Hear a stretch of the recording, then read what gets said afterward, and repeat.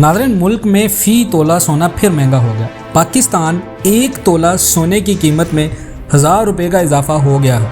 पाकिस्तान में सोने की कीमतों में इजाफे का रुझान देखा जा रहा है।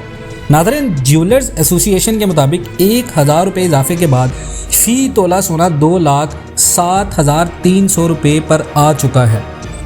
एसोसिएशन के मुताबिक 10 ग्राम सोने की कदर 858 रुपये के 1,77,726 रुपये तक पहुंच गई है।